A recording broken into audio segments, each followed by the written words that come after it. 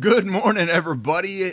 I forget sometimes when we're going live here at 11 a.m. Central Standard Time that many of y'all are coming in from the West Coast, so it's still fairly early in the morning for y'all over there. How is everybody out there doing today? We've got the wonderful Michael and Charles from Home Buying Home Selling Association, two of the best people in the industry that I've met. I absolutely love the vibe that they've got there and the culture that they've built in their office, man. There's nothing like it. If y'all have never been to San Antonio and y'all haven't had the pleasure of seeing their office, y'all have to stop in there. Wonderful vibes, wonderful people. And I have got an exciting story from them today. They went out and purchased somebody's house and used the seller's money to flip it. So like, this is something that is very interesting. We don't talk about things like this very often. So if you've ever been interested in doing something like this, these two wonderful gentlemen here are today going to discuss that. How are y'all doing over there? Doing good. Thank you. Man, excited to be on Propelio TV, guys. Appreciate it, man. Excited. So tell us a little bit about this. What's going on, man? Charles, you want to tell them the story, man? Or you want me to break it down to these guys? Go for it, man. Go for it. All right, so quick story. This house was actually listed on the MLS. And the very important thing about being on the MLS is having relationships with realtors. Now, every time myself or Charles talks to a realtor, where we know them or we don't know them, we always ask them a couple questions. One of those couple questions is, hey, what do you do with those properties that are stinky, not your typical be on the MLS house? Now, some realtors refer that to as a pocket listing. So we'll tell them, hey, send us all your pocket listings. That's the first thing. The second thing we'll tell a realtor is, hey, what do you do with those properties that have little to no equity? They come to you as a realtor. They want to sell it, but there's just no equity. The commissions alone will eat into their profits, and they'll have to come to the table with money. Those are the quick two little tips right there when you talk to a realtor. But today, guys, on the REI Hustle, the real deals, real strategies, real numbers we're talking about is a property that Charles and I found on the MLS. So for those guys who say there's no deals on MLS, we found this deal on the MLS, spoke to the realtor, kind of get a better idea of the situation. And we said, hey, Charles, this would be a good actual little rehab. It's not that bad. They're asking for a decent price on the MLS, but I'm sure we could do something better. Charles? Yeah, it was a property listed, I think, for over 100 days, right, or something. It was on the market for quite a few times, yeah. And so we every month, twice a month, we employ a tactic what we call realtors up. Just, hey, Mr. Realtor, how you doing? Calling you about this property. We'll be willing to pay your commission if you'll listen to our proposition. And as soon as you say that, you got to get that out in the first few seconds. They're like, well, what is your proposition? And, it was taking on this house. And so the lady was in Laredo at the time. She couldn't make the mortgage. She was getting behind. The house needed some work. It was not going to sell in the condition it was in. It was in a rough part of town, so it needed a little bit of love. And so we could have come out of pocket and paid to, cashed it out. But when creative financing, you just put numbers together, and that's what we did. We took it down to subject to. We of course put some money into it. We used her loan, basically her money, her loan, to do this deal. And I'll let Mike expand a little bit more on that. I will tell you the story on this one. Is in the bad side of town. When we were done, they stole our fence. So go ahead, Mike. So yeah, like Charles said, that's actually a very key thing that Charles said. This house was on the MLS. Now the numbers, it's a bad part of town, so it's not the greatest deal. The deal is the value is in the deal that we structured itself. So I want to talk about that. Charles is going to talk about that. We're going to break it down to you guys on how we used the seller's money, aka the seller's loan, to flip this property. Now I got a screen here. I don't know if you can pull it up here, Daniel, or if it comes out on your end. Yeah, I can pull it up. You can? Go and share it there on Zoom, and I can get it pulled up for you. All right. Give me 1 second here, buddy. So yeah, it's pulling up now. You guys are definitely going to want to see this. And by all means, guys, anyone who has any questions, please feel free to drop them in the comment section. Dan's going to hook us up with the questions because we definitely want to answer any questions that you guys may have. Now, do you see the whole screen? I do see it now. Yes. Okay. Good. All right. So using the seller's money to flip is what we're talking about here. And what we're talking about is like, how does that make sense? I don't understand, guys. How are you using the seller's money to do this? So here's a quick deal. on the house that we're talking about. Give me 1 minute here because I'm having a little issues on my end. So while you fix that, I'll say this. So what we did, Daniel, is we analyzed the comps. We went and visited the property. We saw that we could put, about 10 G's into it to get it up to market, market value. But the key thing is whenever we're dealing in these neighborhoods that are older, where the people, have been there for generations, what we always try to do, here's the key thing that goes along with this deal. We always talk to the neighbors. And with the reason we always talk to the neighbors and we try to find out who was living in the home, because we know this, what I'm about to tell you. We always find individuals who have their mom living there, their dad living there, their brothers living there. And so we're always talking to the neighbors, 2, 3 houses down, next door. And sure enough, the neighbors on this house, what we found was that their son had lived there at one point. There was another family who was renting it. And get this, the reason we knew we could knock out this deal, because remember, we're always talking to the neighbors, we're running the numbers, we're like, can we do this deal? And then I'm just going to go there, Mike, before you finish. I know you want to run through the whole thing, but this was part of our analysis when we first took it down. We already knew we had the buyer, so we weren't going to list it, we weren't going to pay commissions. We knew we had the buyer. Why? Because the next door neighbor says, hey, my son used to live there, are you guys going to fix it up? We're like, yeah. And they're like, well, we'd love to buy it. And we're like, so your son wants to buy this house? Yeah, he would like to live next to us. So boom, Mike's going to go into the numbers, but that's part of knowing, where you're at. So like, again, we were in this neighborhood. We know from past experience, talk to the neighbors, talk to the people, and they're going to let you know what's going on. They're going to let you know what's going on with the property. They're going to let you know what's going on with people around the area. And that's how we've been able to sell some of these older homes that we flipped in the past, just by talking to the neighbors. So that's a really key piece to this story, I believe. I mean, when you're looking at the resale on the property, I don't recall if you dropped the ARV on that, but we're talking about probably $6,000 to $9,000 likely in commissions. And if you're on a already semi-thin deal, being able to eliminate opens up the ability to make more money on that. So I think that's a really important thing that you brought up. Knowing who your buyer was and being able to save those commissions really allowed you to open up this deal even more. That's true, man. Of course, we could, Facebook blast, we could put it on the MLS, we could do Craigslist. But in these a lot of times people who are just starting, they either are never self-aware of this, or they just bump into it by accident, or unless somebody tells them. When you're dealing in these older neighborhoods, man, talk to the people. First of all, you should be talking to the people, because they're the ones who are going to protect your home. They're the ones who are going to protect your home in these kind of rough neighborhoods. And what Mike and I have always done when we get to know the people, just to expand a little bit on this, on a Sunday or something, Saturday, we'll go out there and we'll buy a couple packs of beer instead. We'll see people barbecuing. We'll stop in and drop off a pack and just thank them for watching the house, even though they never agreed to watch it. And we always have people that will take care of those houses. But the key thing is ask questions, figure out, hey, man, does somebody in this area want this property? And if they do, guess what? Now it makes it a lot easier to dive into it. Mike? So got the numbers here. Man, so it was a great story. Yeah, building rapport, not just with the seller, but building rapport with the neighborhood and the neighbors. This really goes a long way. And if you guys missed it in the beginning, we actually got the phone call, like Charles said, that they actually took our fence. Now, mind you guys, this isn't a bad part of town, so the numbers aren't crazy big, but definitely going to share it with you guys. And it should be... And it was cool, man. It was a 40-day flip? Yeah. So do you see that, Daniel? It's a picture of the house? Yes, sir. All right, so that's the picture of the before. So when we get there, we could have bought this deal cash, but when you're buying cash, what's the fun in that? Who wants to pull out all the cash out of your pocket when you can become creative? Now, when we found out the numbers, it was listed on the MLS for a short number, and I'm going to show you the numbers here in a minute.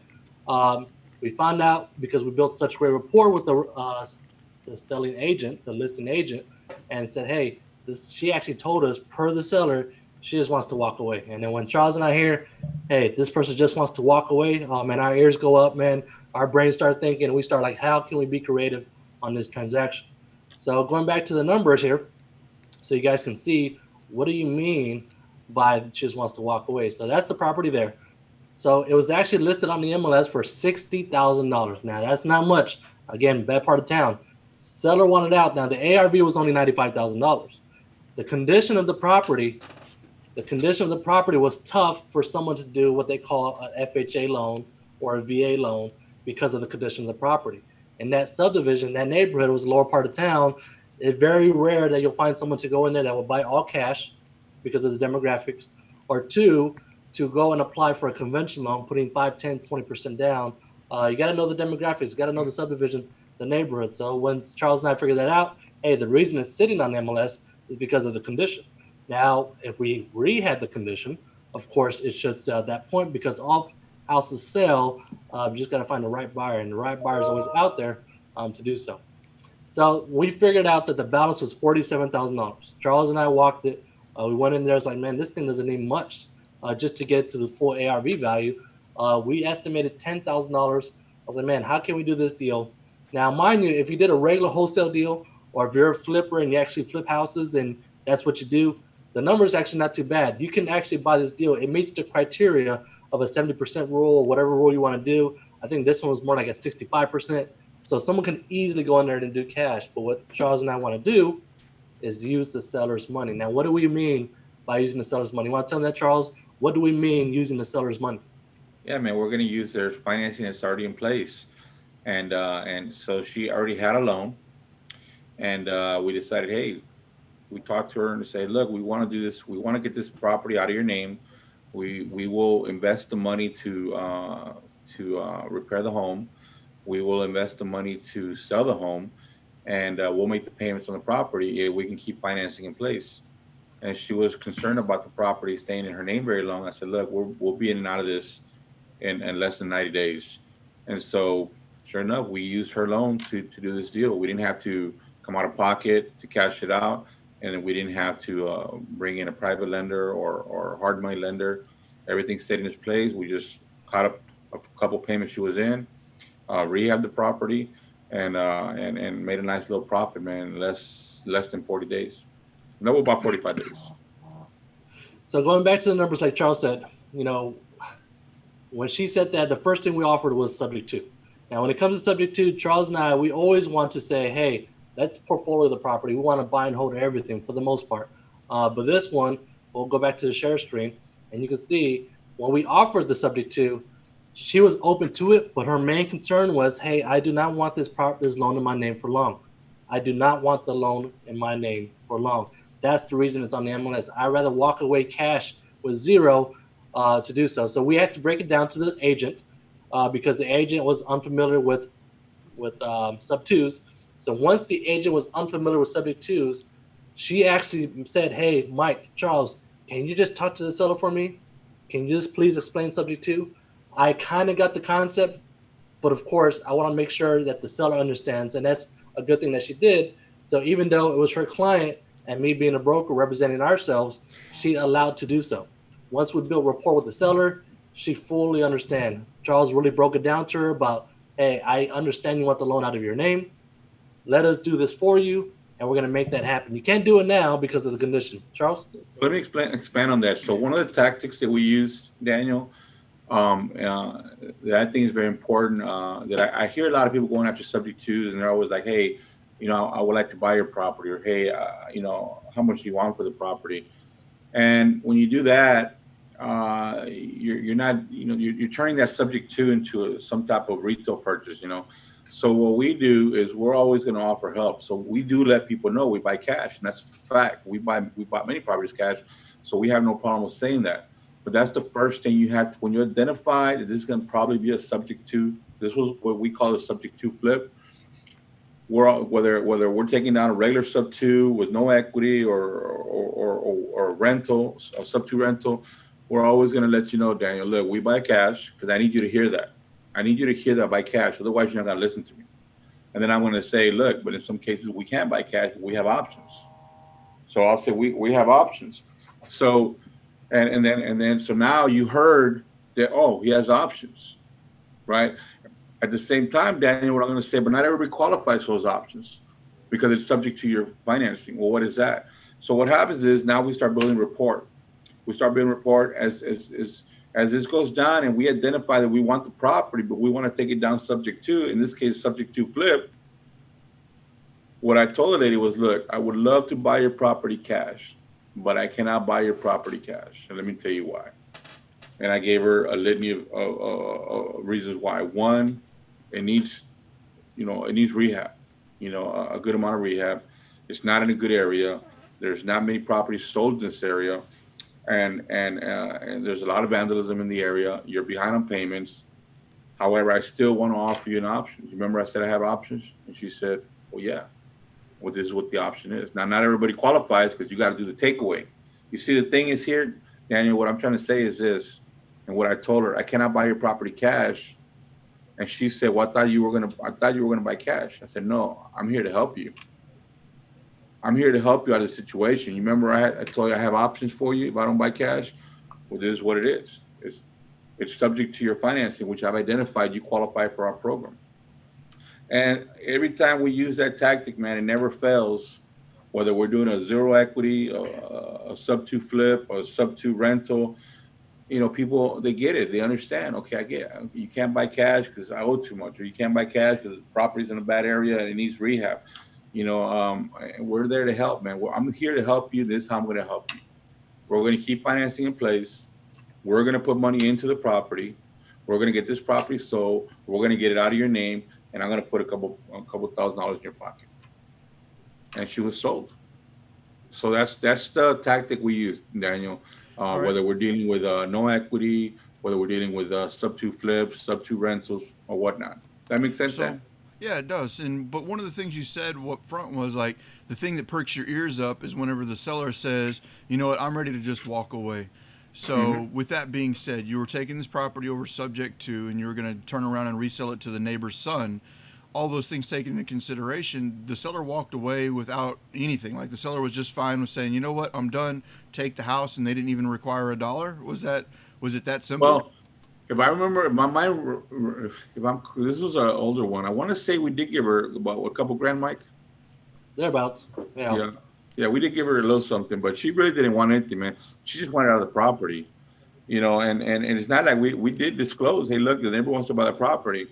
We want to give them the options for them to do it, but she just couldn't fix it. They wanted it fixed. We were able to fix it. So we were able to solve her problem. And as soon as we explained it to her, man, she pulled the trigger, and we were there rehabbing, within a week. I love that you said that, because one of the things that I get quite often from people, especially newer people in this business, is they'll sit there and they'll be like, man, people aren't going to just give you their house. Why would somebody ever sign their deed over to you? And, people are just in their own mind thinking about what they would do and not really taking into consideration there's a million realities in this world. And some of these people's realities are they're done. They don't want to deal with this property anymore. And they don't want to deal with the stress of trying to maximize the profit. The only thing they're concerned with is just, I want the problem behind me. I'm done with it. It's taking up too much of my energy.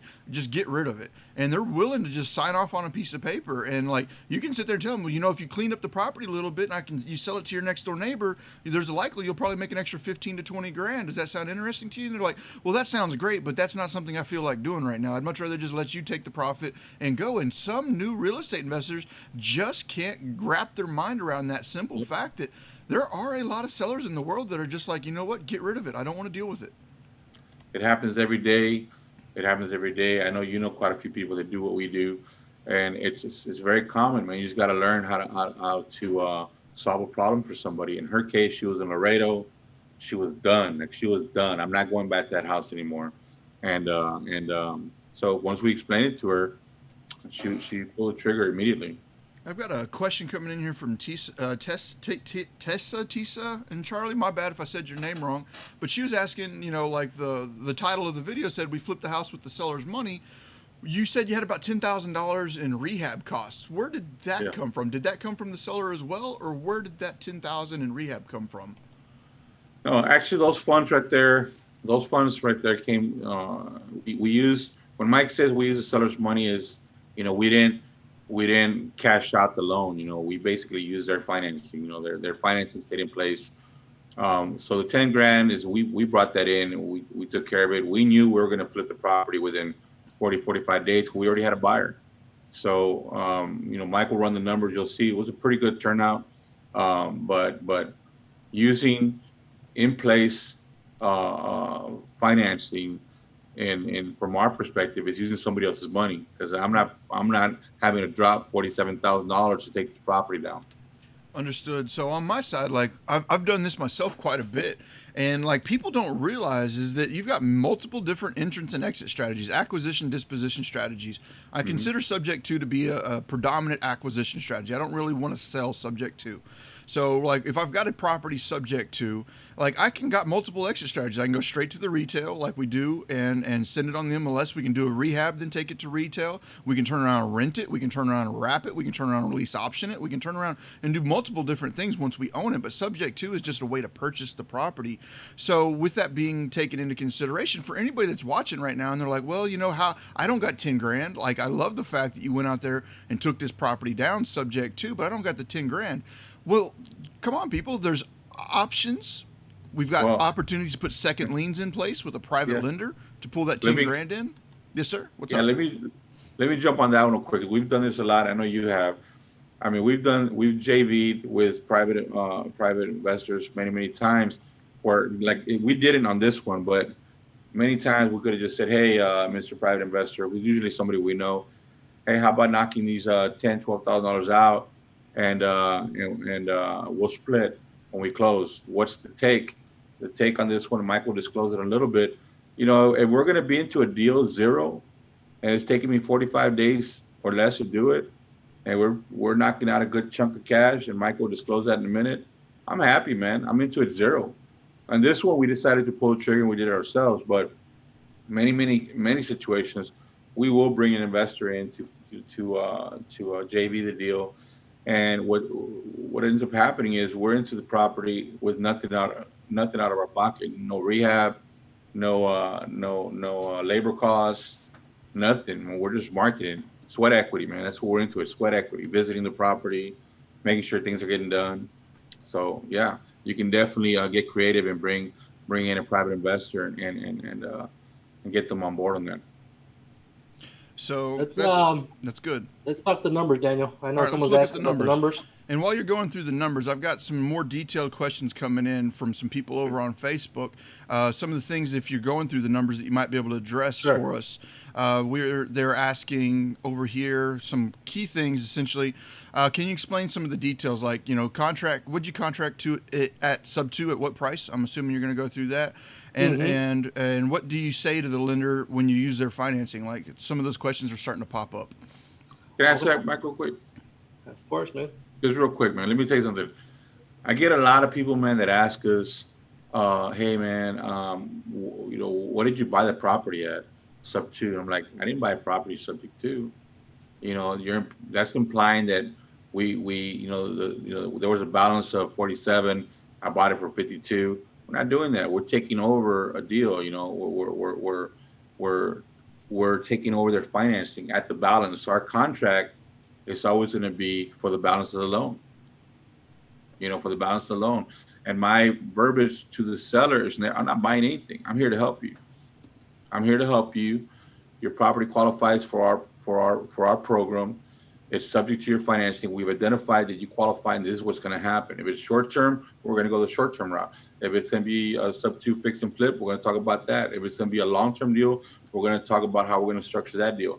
So that's how we tackle that. Mike, you want to do the next part?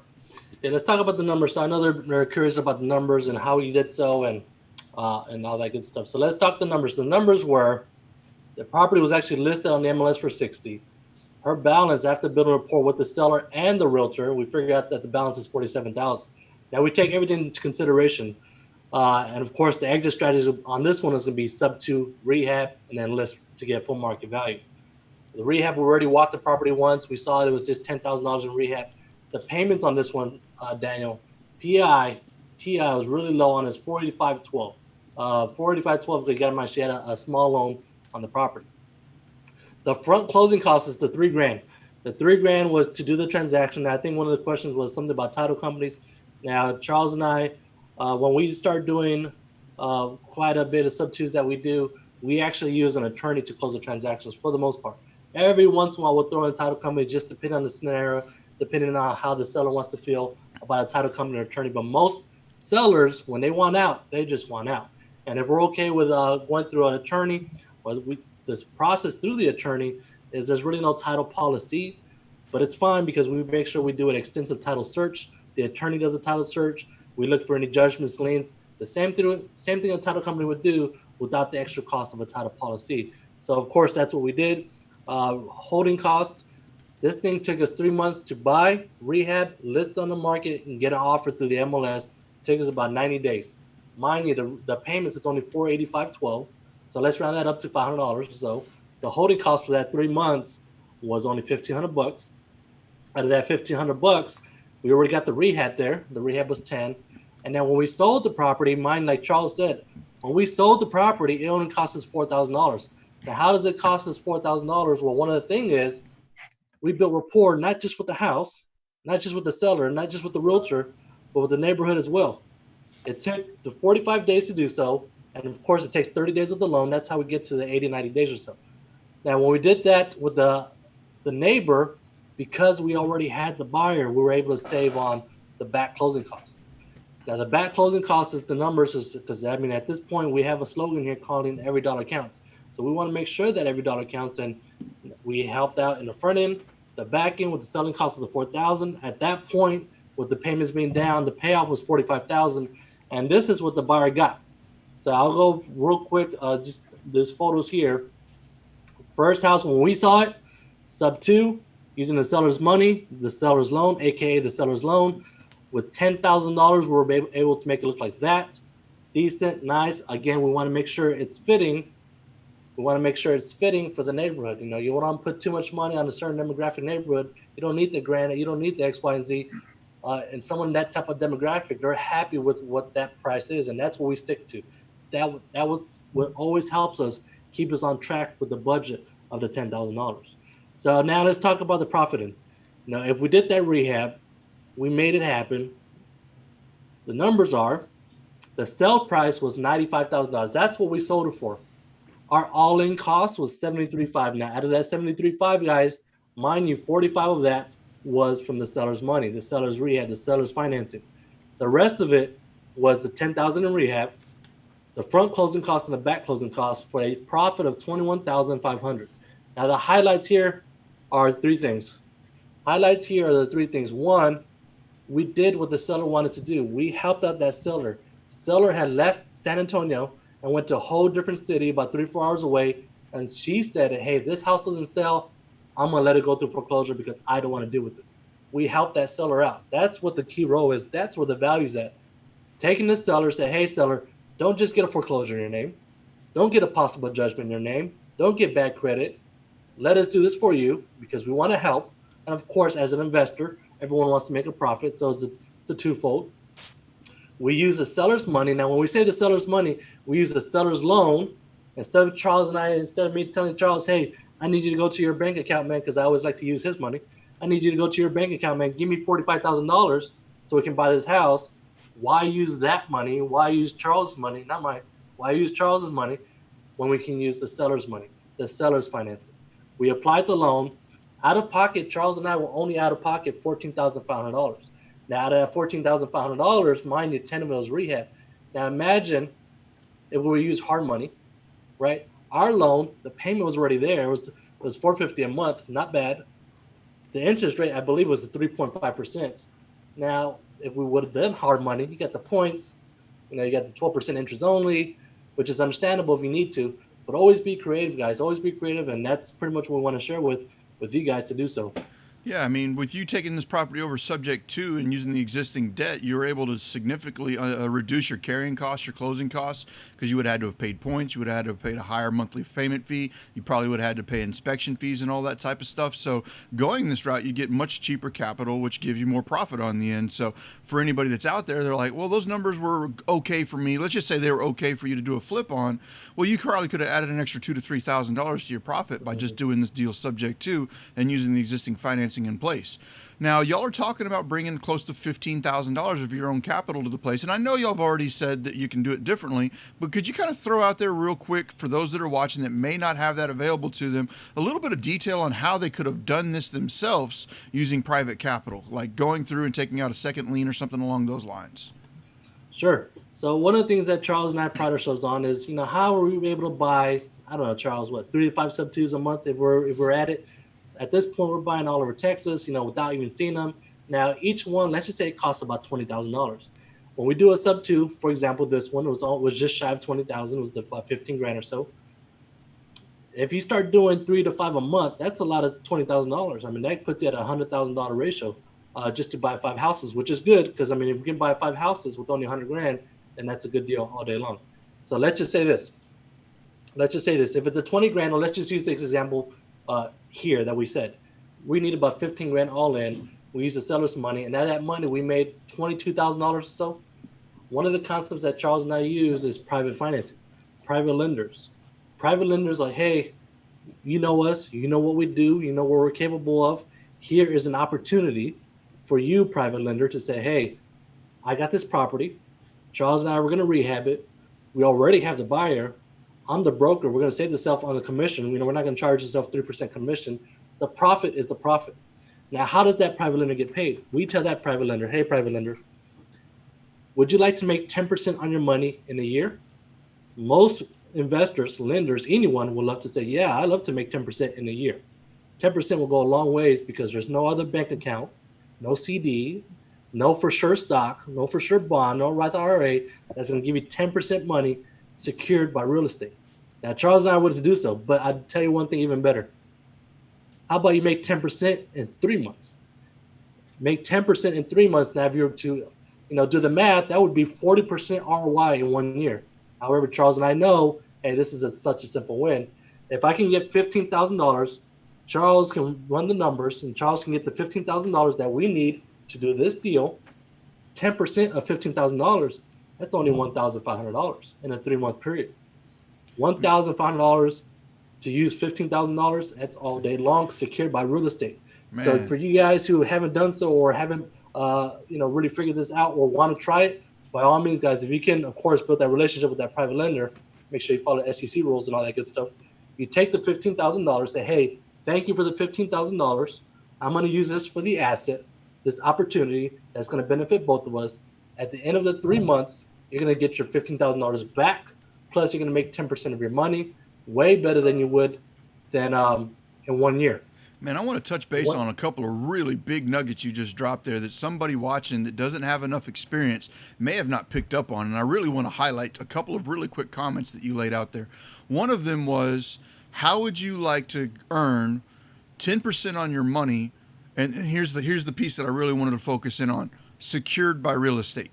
So I think that's a very important thing that you said. You said, how would you like to earn 10% secured by real estate? So that you're talking to the private lender and you're able to tell that private lender, hey, look, I understand that you're about to loan some money on this. And one of the ways that you're protected is that in the event, for whatever reason, I do not pay you back as promised. Let's say I get into a big car accident and I end up passing away. Nobody wants that to happen. But if that ever did happen, here's what will happen. You'll be able to take the home back and it'd be your property.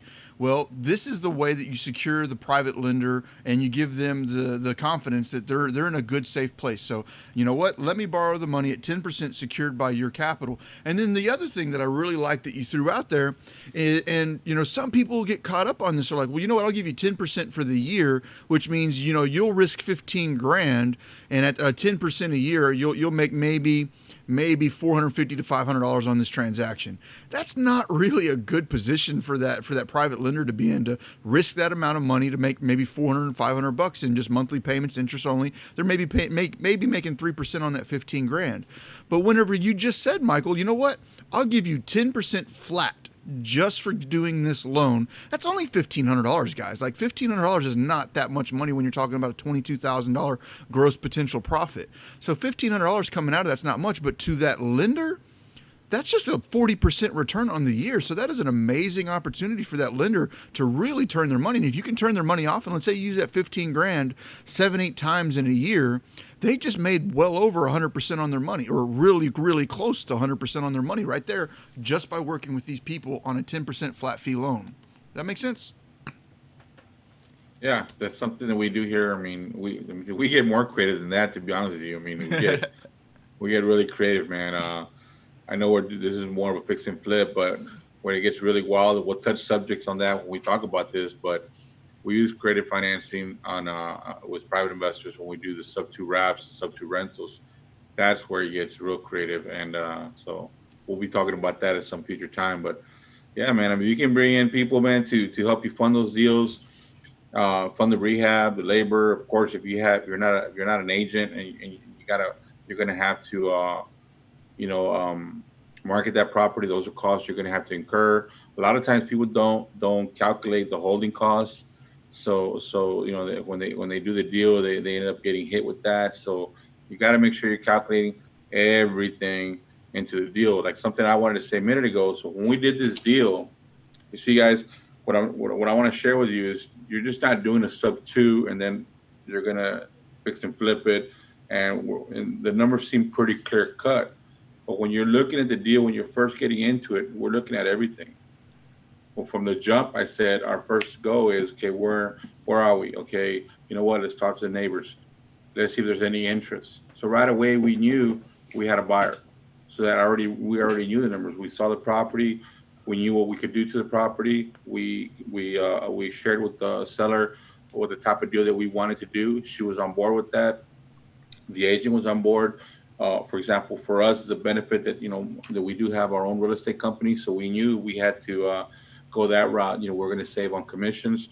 So it's all one thing. You need to be thinking about the whole transaction, don't just be linear. Don't just be thinking about one thing and then all of a sudden you get into it and you're like, oh, I didn't account for this, or I didn't account for that. So you get into these deals, think about everything, the entrance into the deal and the exit out of the deal. I love that you brought that up, and I do have some questions coming in from social media, so I'll get to those for you real quick. But now that you've brought that up, one of the things that I've personally done, and I'm certain that y'all have some form of process there at HBHS, is I have a spreadsheet that is probably way too detailed than it needs to be. But with all the details in there, I don't have the opportunity to forget one of those things, because I've done a deal and I'm like, oh man, I forgot about that. That just cost me $1,500. I need to remember that next time. And I put it on my spreadsheet. So whenever I go to do a deal the next time, I've got all these questions that I'm asking myself. These are all questions I've thought up already. And I'm asking myself, what's my interest going to be? What's my taxes going to be? What's my daily holding costs going to be? What are my utilities? What are my lawn maintenance? What are these things going to cost me during the hold of this deal, so I can take it into consideration? Lawn maintenance isn't much, but I might have to spend $250, $300 on lawn maintenance on something I'm doing for 4 or 5 months. So those are things that I need to take into consideration. But a question that I personally have for y'all: you first found the buyer by the next door neighbor. It was the next door neighbor's son. Now this man was interested in buying it. Was this something that he went out and got qualified for? Like, how were you confident that this neighbor's son was going to be able to get this thing closed? Because while I've met many people that want to buy something, it's very often I find that they can't buy it. So the first thing we did, so I used to manage, I used to manage broker shops, before the crash. So I'm very familiar with loans, especially Govy loans. The very first thing we did was, we're talking to the parents about, hey, well, let's get them qualified. And of course, I know lenders here in town. And within a day, we had them on the phone with a loan officer, getting them qualified. And before we even pull the trigger on the deal, Daniel, before we even pull the trigger, remember, you gotta be proactive, man. You can't be procrastinating. Before we even pull the trigger on the deal, we already knew he was approved. So we already knew what we were getting into, and that's something when we're dealing with especially these type of homes where we know that the families have been living in those neighborhoods for a long time.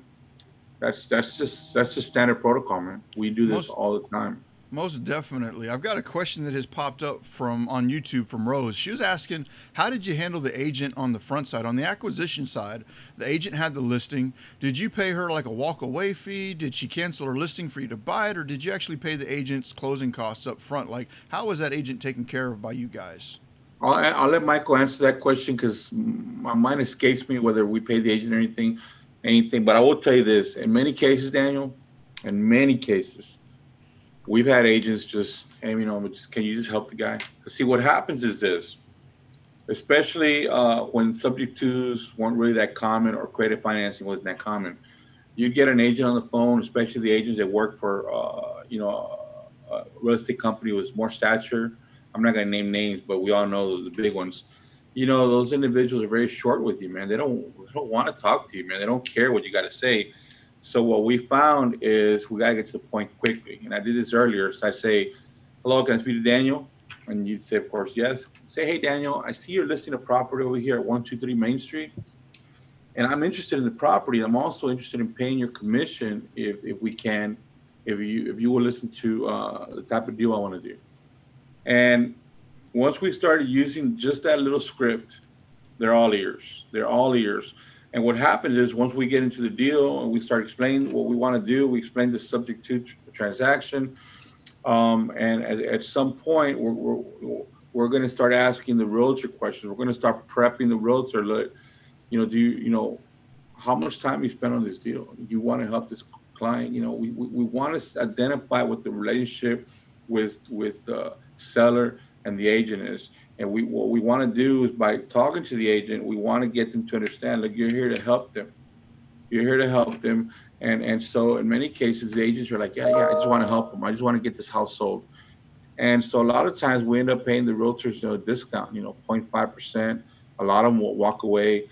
We've never, ever, ever, not one time paid an agent more than 2%. And the only reason we pay 2% is because we really wanted the deal.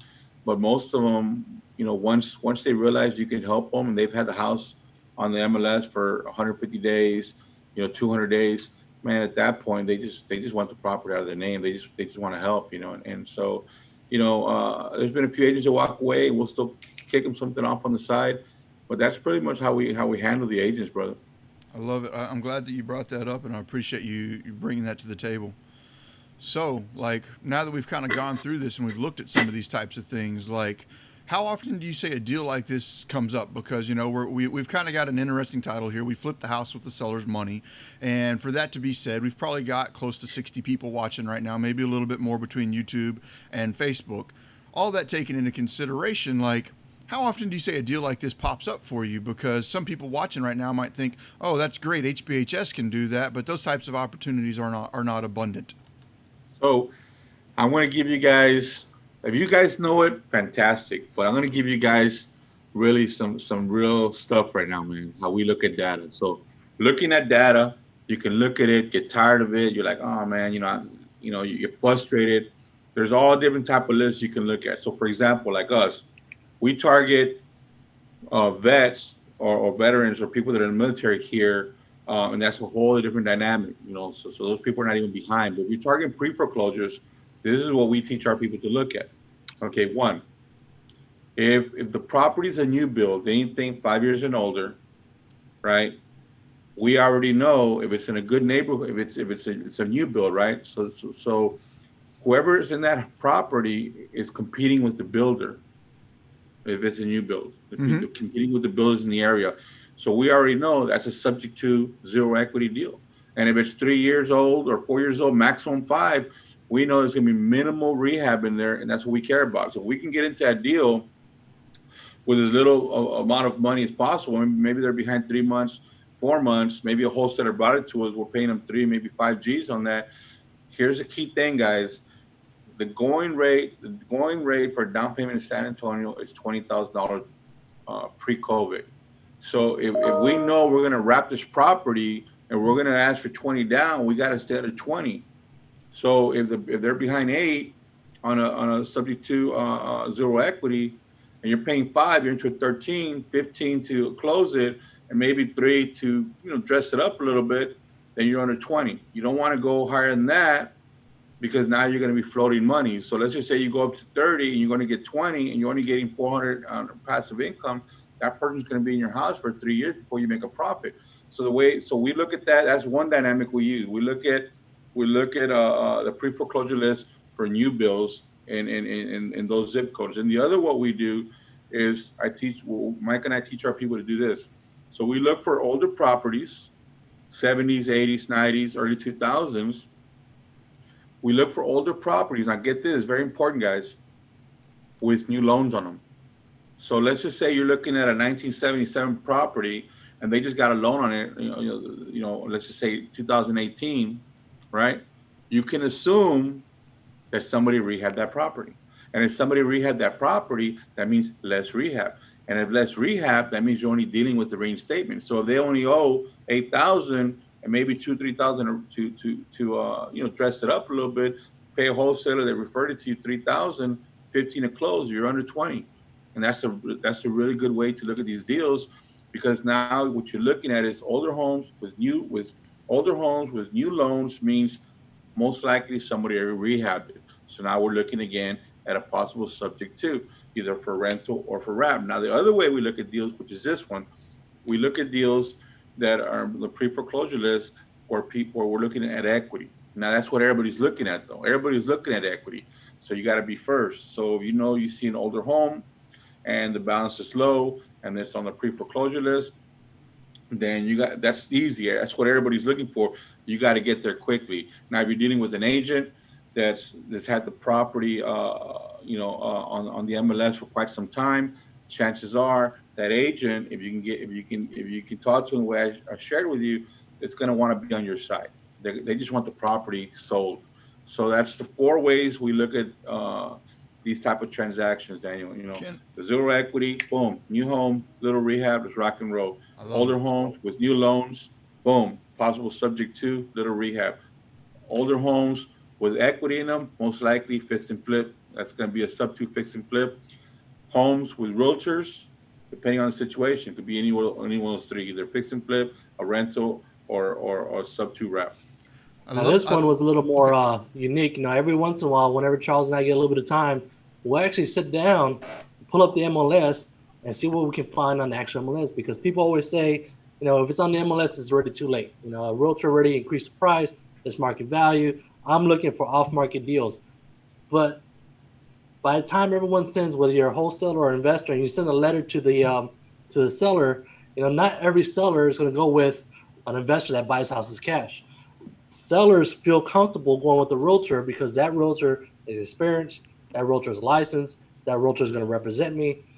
That's the case with that. With that being said, there's a lot of deals on the MLS. You just got to find them.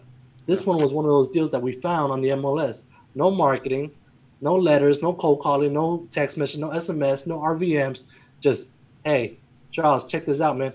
This house has been on the market for over 100 days. It's not that bad price. I'm sure they'll take a good cash offer. Let's call the realtor and see what's going on.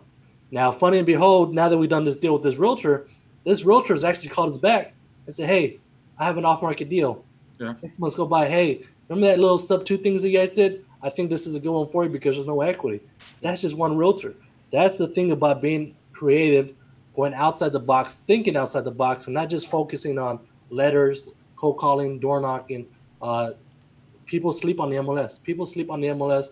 There are deals on the MLS. Find them, figure out the problem, make it happen. Win-win situation for everybody.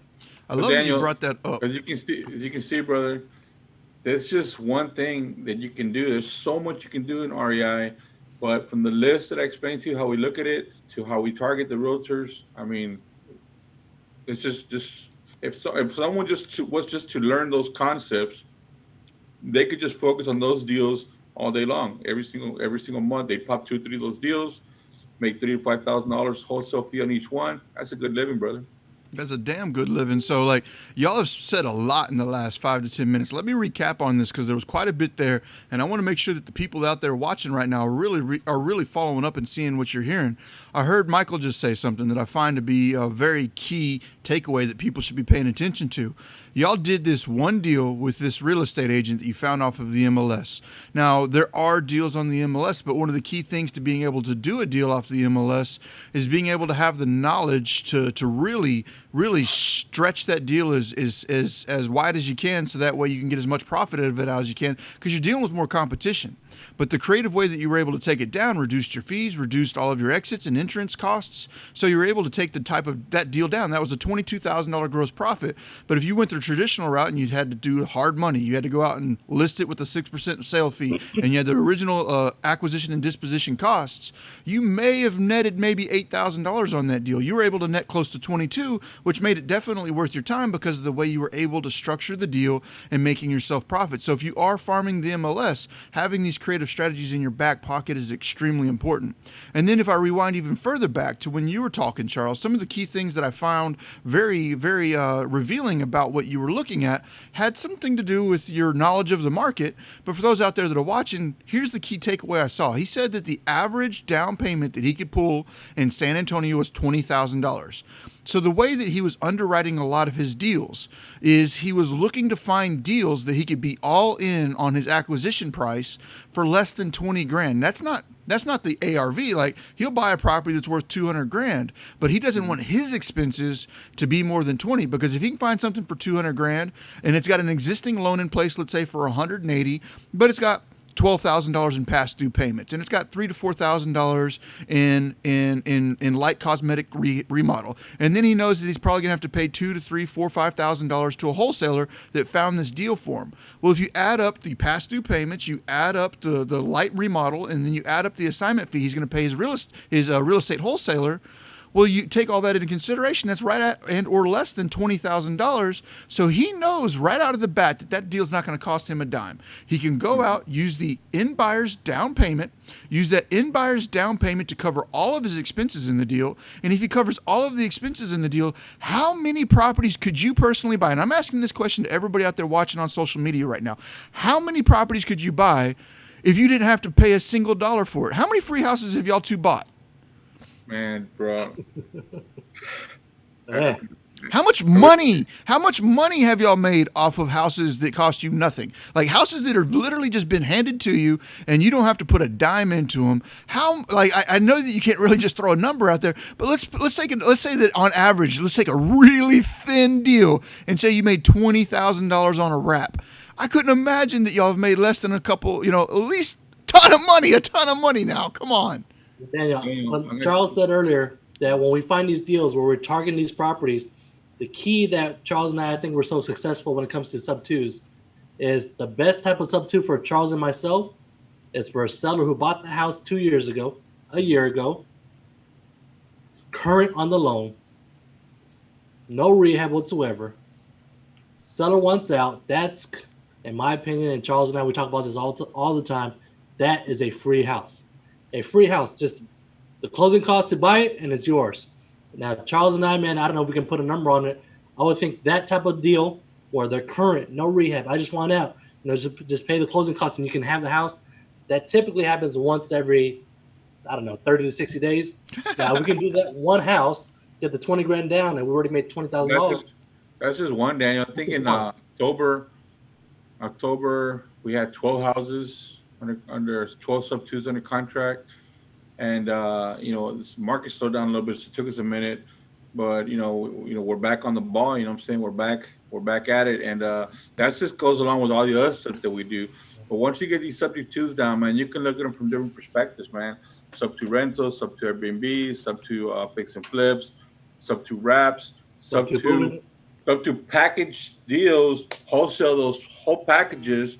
Michael did his deal. He lives in a sub-two. He found an agent that had a property for sale, at least 150 days, Mike? Yeah. 150 days. Called the agent up. The agent didn't want to play ball. Called him again. Didn't want to play ball. Called him again. Didn't want to play ball. About 2 months into it, agent said, okay, man, what do you got? And now he lives in a very nice neighborhood, subject to He didn't have to put anything down because the guy was already. I think he was only one payment behind or something. Yeah. And so yeah, man, you can do a lot with these things, but with knowledge comes power, but responsibility, Daniel.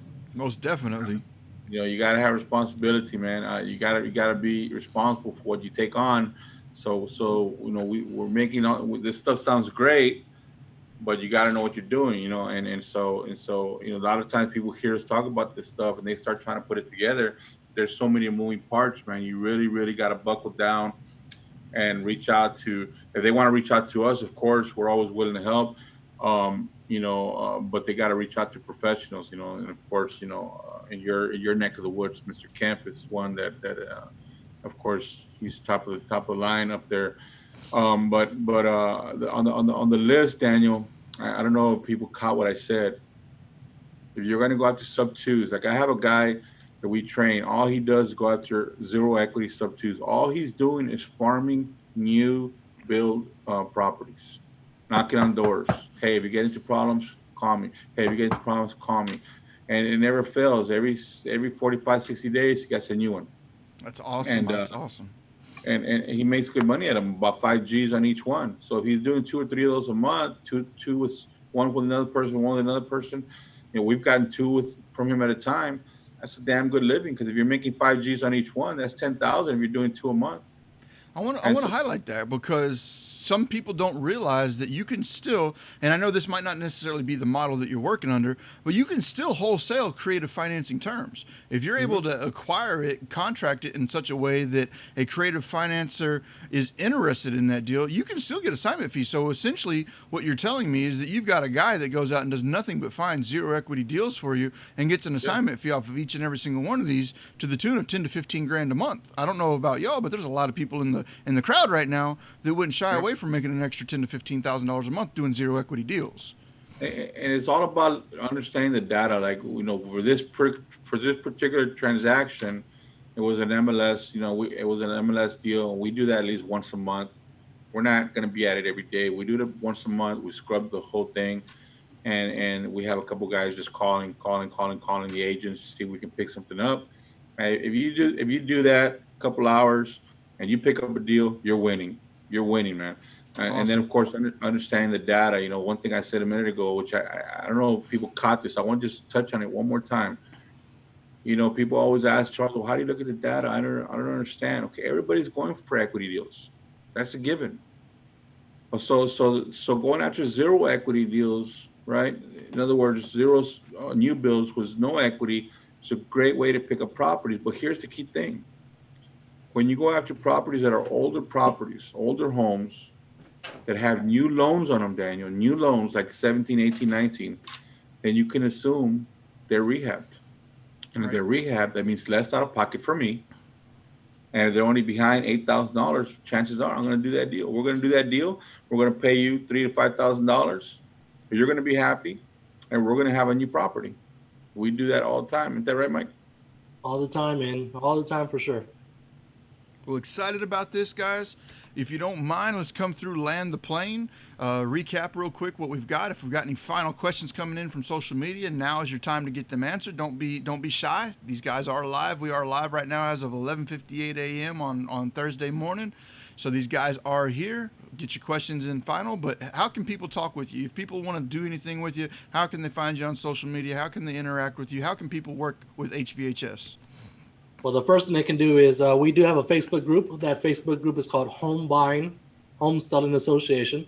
By all means, guys, you can definitely find us on there. Charles and I, we always want to give back, and we always want to help out anyone who wants to learn. Charles and I are always ready to help anyone. Questions can answer and all that good stuff.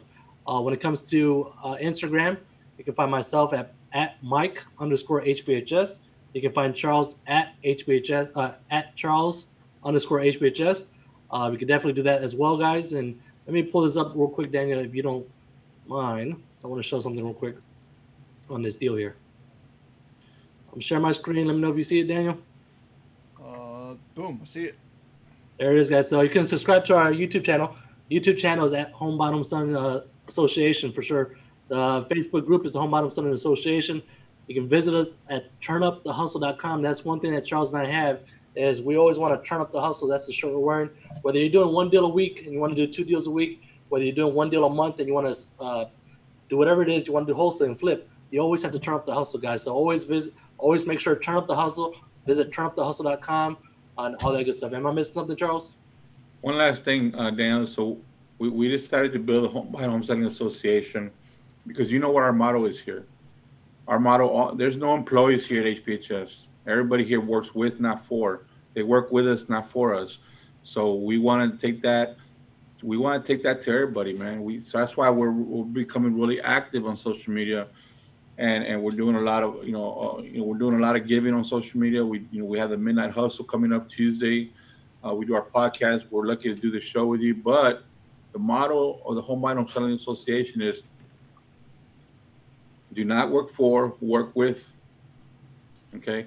So what that means is, man, learn how to do this yourself, man. Work with people. Don't be taken advantage of. Learn how to work with people and not for people, so you can level up. So you can level up your family, and that's what we believe in, Daniel. So that's why we're doing it.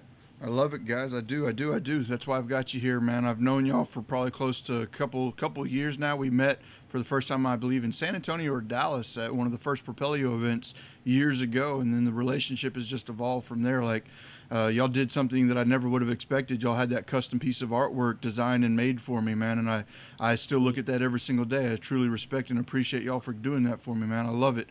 Thank you both. For those of y'all that are watching right now, do remember to follow him. I dropped the link there on Facebook, but for those over there on YouTube that would like to follow him, don't forget to go over there to Facebook and check out the Home Buying Home Selling Association there on the Facebook group. But for everybody that's out there watching right now, thank you. Show these guys some love, and I do appreciate each and every one of y'all being here. If you didn't get the entire thing, go back, watch the recap. This is available for replay. Thank you from everybody on the Propelio group. Thank you from everybody out there on YouTube. And I wanted to say thank y'all for all y'all for your support for Propelio TV, Propelio Academy, the free resource for online education, 100% actionable. And then for the support of Propelio.com itself, your source for MLS comps, national lead list, Propelio Mobile, the Driving for Dollars app that allows you to skip trace and send out postcards, as well as professional websites and emails for your business, all available from Propelio.com on a 14-day free trial and 100% no credit card required to get that trial started. So if you're nervous and you want to go out there and see what Propelio.com is all about, don't even need a credit card. Go check it out. If you like it, keep it. If you don't, go. But all that to be said, much love to you, Charles. Much love to you, Michael. Thank you both for being here. Any final thoughts before I land the plane? I'm excited for you guys to see what's in store for next week's REI Hustle. Every Thursday at 11, Daniel has blessed us to be on Propelio TV. Next week, Thursday at 11 Central Standard Time, REI Hustle is we will take the unwanted inherited house. And how much money we made on that deal, or a house that nobody wanted, the heirs didn't want it. We did. We made money. Oh, man, that one's going to be a good one. So, guys, make sure you tune in next Thursday at 11 for the REI Hustle, where Charles and I are going to drop some gems when it comes to unwanted. Awesome, guys. Daniel, awesome. Yes. Just so clear, he's talking about a sub-2 for the I don't want to bring out the details. We got to tune in next week. Okay, man. We got to tune in next week to hear the details on that one. That one, you think this one is creative? The next one's even more creative, guys. I love it. I love it. I'm answering a couple of the last questions that I just saw pop up from YouTube, and I believe we are rolling this one out. I do appreciate y'all giving up your time today. Y'all are always bringing value. Some of the gems dropped today I think are important. For anybody that was tuning into this and thinking, you know what, I want to learn all the fine details of subject to investing, you can definitely get those fine details filled in for you at the Propelio Academy. 110% free, propelio.com/academy. You can watch everything you need to learn on subject to. So if you are watching this and you are feeling a little, lost because you're not understanding these types of deals, go out there, up your education inside of the academy, and maybe one of these days I can get Michael and Charles to come in and do some of that education on the academy as well. Maybe we can get some of that partnership moving forward over there. I love looking at that. I love talking about it, but I'd like to get that moving forward. So I appreciate everyone out there. And we about done. We done, guys. About done, man. All right. Next week. Love y'all.